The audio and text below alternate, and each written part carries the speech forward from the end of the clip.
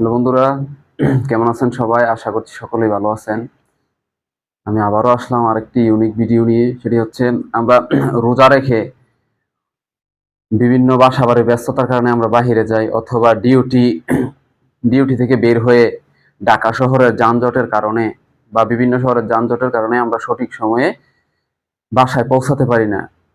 আমাদের প্রায় সময় দেখা যায় যে আমাদের ইফতারি সময়টা হয়ে যায় গাড়িতে।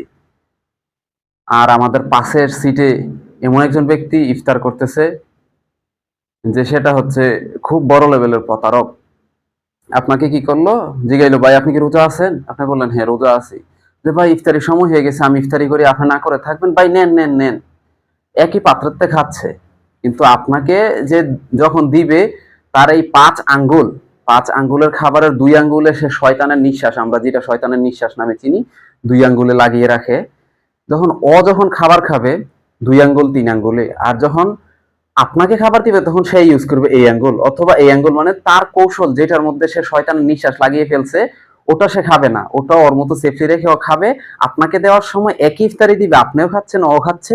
আপনাকে কি করলো, ওর যে শয়তানের নিঃশ্বাস যে আঙ্গুলে লাগানো ওটা দিয়ে দিল। আপনি খাবার খাইলেন, ভাবলেন যে সে রোজা রাখছে, আমি রোজা রাখছি, সেই খাচ্ছে, যেহেতু এত করে বলছে আমি একটু শেয়ার করি। কিন্তু এই শেয়ার করতে গিয়ে যেন বড় বিপদের ফাঁদে পড়ে গেলেন।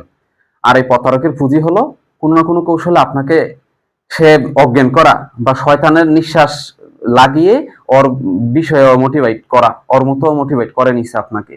যখন আপনি খাইলেন 2-3 মিনিটের মধ্যে আপনি ও যা বলছে তাই করতে শুরু করলেন। আপনাকে জিজ্ঞেস করলো আপনার ফোন আছে, আপনার পকেট থেকে ফোন বের করে দিলেন।